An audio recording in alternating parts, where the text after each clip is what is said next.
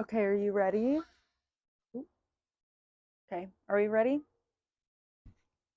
Okay, I think I have this rigged in a way that can be set on my steering wheel. I surprisingly have enough scrap fabric to make this entire thing. So what I need now is just one big sheet of fabric for the backing, and if I can get a fabric that's 60 inches salvage to salvage, I can just get 3 yards and that should be perfect. I'm wanting to do 6-inch squares and do them a row of 10 and a row of 12. So it should be 60 by 72 inches, but I'm gonna be stitching them together so they're pulling in, so it will be a little bit less than that. And I could add more for seam allowance, but I'm not gonna. We're going to Joann, so we need 3 yards of a back that's like to 60 inches and then some batting.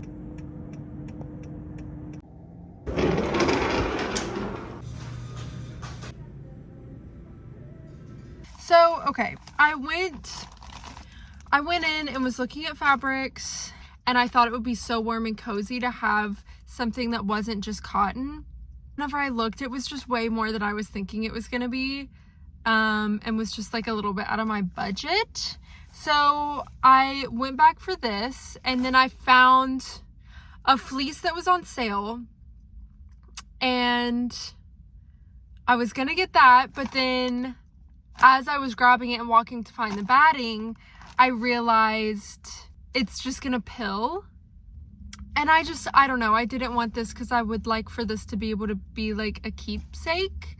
So that was just gonna be annoying. So then I went back and I got this cotton, even though it's like 43 inches or so. Whenever I went and looked, there was good batting that's 45 by 60. I was gonna go bigger and do like 72, 60 all around. It's just gonna be easier. So this is like a crib, like a baby crib size. Anyways, that's what we got, and that's why that was like a whole ordeal for me in my brain. And now I'm gonna go get some groceries.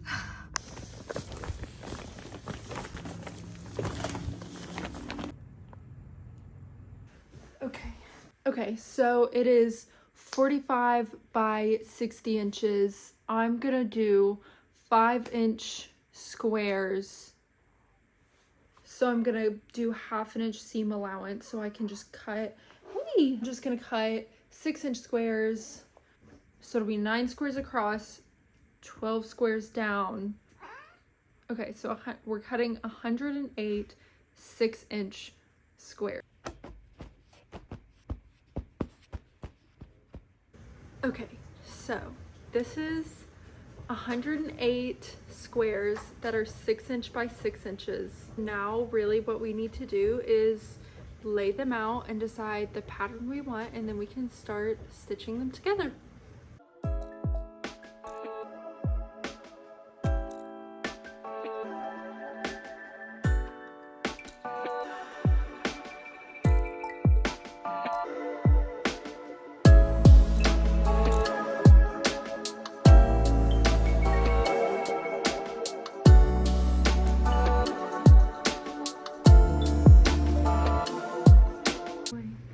So it's the next day. That machine broke.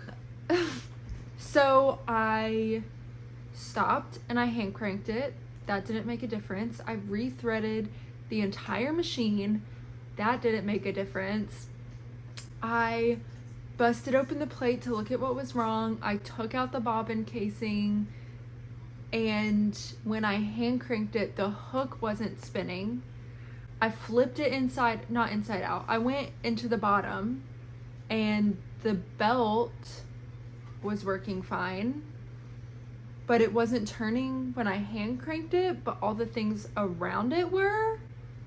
So we busted open the top and everything seemed fine. We checked the bottom again, and I found a tiny broken piece of plastic. My fiance found the other part to it further out in the top, and there's a tiny, that you can barely see under all the other things, part that's supposed to be a gear. And the part that twists when you hand crank it that turns the needle has 2 gears that also turn, that turns the gears, that has the belt, that turns the hook, that lets the bobbin thread catch. So right now that machine is completely gutted and it's the next day. I took the broken apart gear, I like encased it in super glue. I super glued tape around it, hoping that if I got it in 2 parts, I could slide it on either side of the thing and get it to stick together and that it would just work. But when I tried to do it, I couldn't really get it on. It was still falling apart when you crank the gears into each other. It's just like the plastic is so old. It's just completely falling apart. I was Googling everything about it. I could not find what that part is called. Then I saw somewhere that you can only get it replaced at a Singer store, like professionally repaired. I don't even know where the closest Singer store is. I just feel like I'm not in a position to pay to have it repaired by the Singer people. I just felt like that was it. That's all that was gonna come of it, until eventually one random YouTube video that's like 2 hours long of a man replacing this specific part. And it's called a vertical top gear shift. It's on Amazon for less than $10. So that will get here tomorrow. I think I got it, but in the meantime, I have like 1.5 more rows, and then we can start attaching all the rows and make the actual quilt part. Anyways, we have the Bernina now out.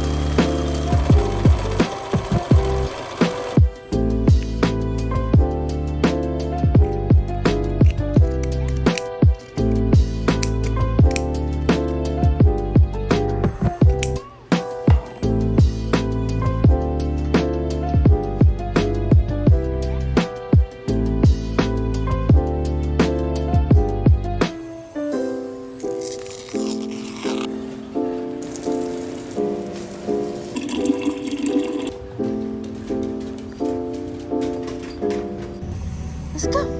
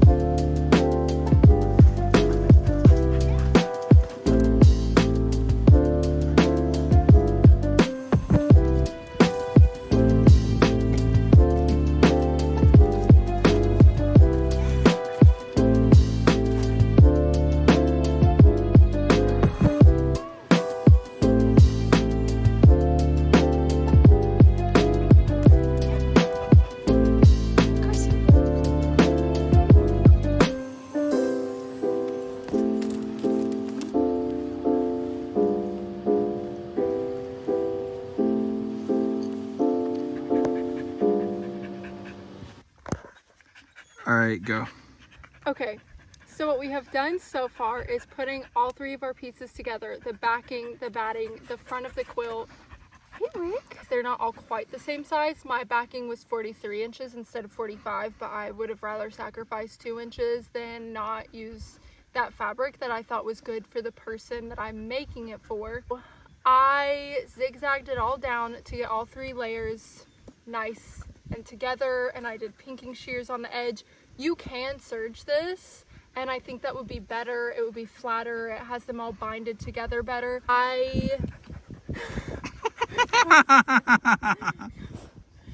I think my serger is too old. I'm worried batting fuzz would get all stuck and clogged up in it.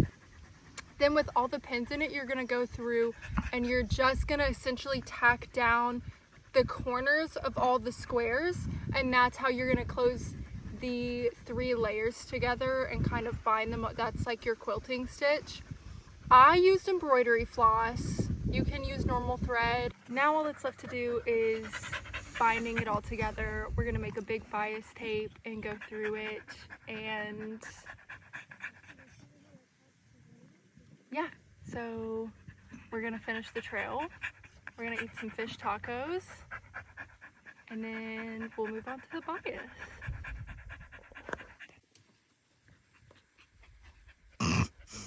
What?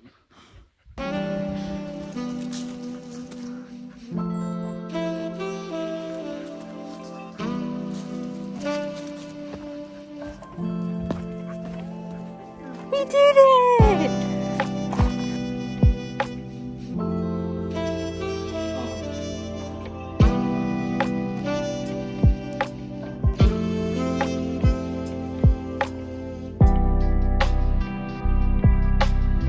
Nancy Pelosi did this, like, you got.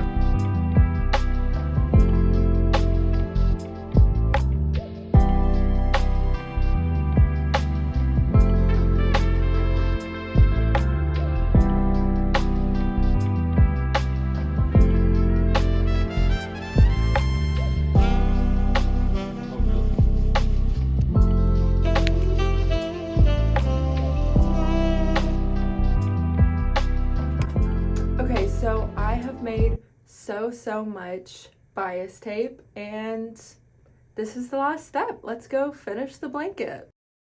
Okay, so we are literally just opening up this whole thing and going about 1/2 inch up from the edge of the quilt to the edge of the bias tape. We're going to take that there and we're going to pin that in place. And we're going to use our foot as a guide in a sec. The edge of this will be the edge of the foot, and it should stitch about at the right spot from where I have made it. And then whenever that's sewn, we can fold it over and it will look nice like this. And we'll flip this over again. And you'll see in a second, I'll show it for sure, but we'll stitch in the ditch on this side and it will catch it there. And that's going to be a quick and easy way to do it, that it will look nice and clean. And this is going to be kind of how that's like encased. And hi, buddy.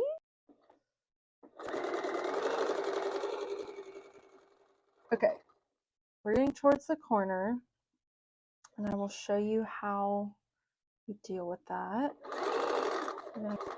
Where we want to turn, and we're gonna put the needle down and pick up the foot, and then we're gonna twist it at the angle it's gonna be at, and put the foot back down, and then you can just start sewing. And we're just going down the side.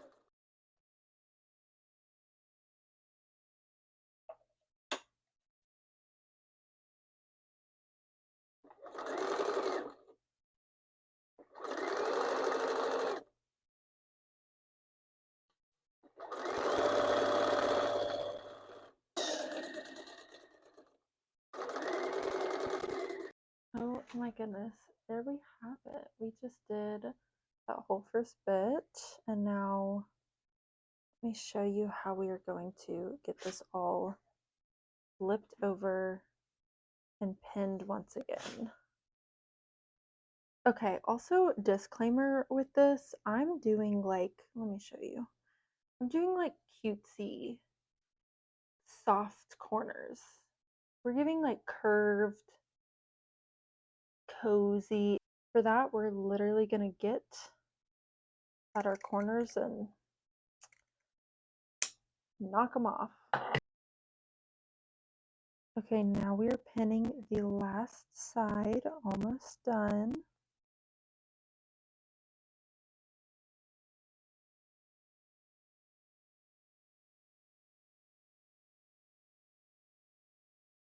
Okay, so now that we're at the corners, we're going to tuck in or fold in of the bias tape and kind of let these overlap. Okay, here's the other corner. Here is the third corner. Here is the third corner. And here is the fourth corner. So maybe I really fricked up when I thought it would be a cute idea to have little like soft rounded corners, but it is what it is. Okay, I'm going to try and do a long end first because they're so annoying. I don't want to start on a corner. Let's start a little ways down here. And I'm going to try and show you what I mean by stitch in the ditch for those who don't already know.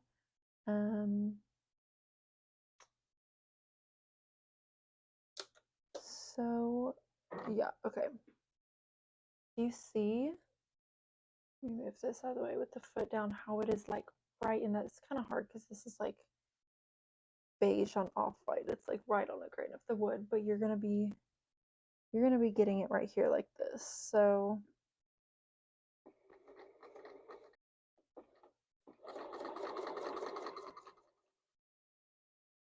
okay, as I'm coming up on this corner, I'm gonna show you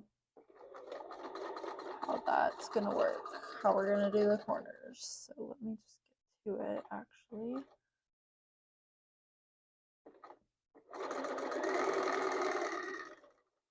Okay. We're literally gonna follow the seam. We're just gonna do exactly what we've been doing because on the front side we made it a nice crisp corner. I'm using my nails to really like hold everything down.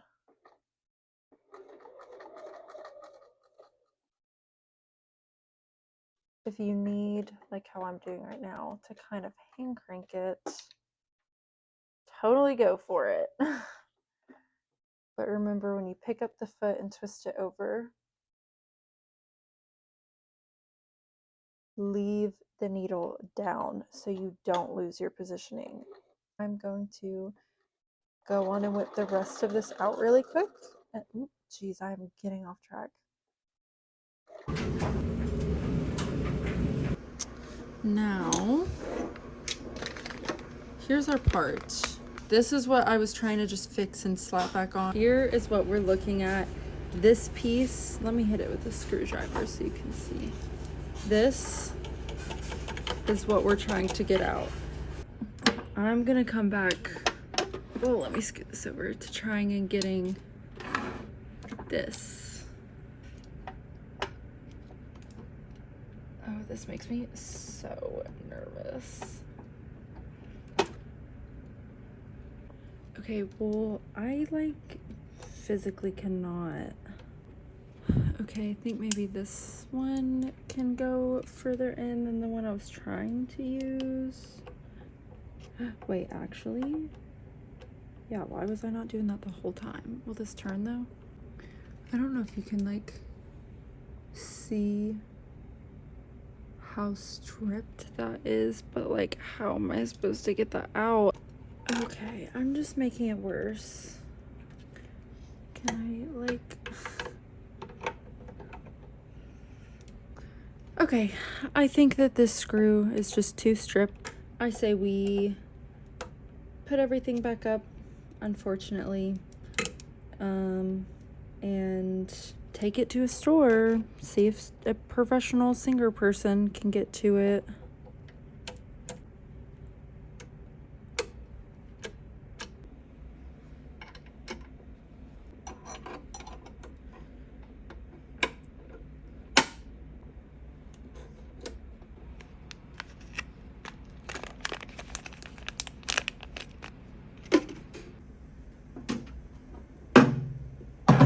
Okay, so that was a flop. I will take this to get professionally fixed. I just was convinced that I could do it.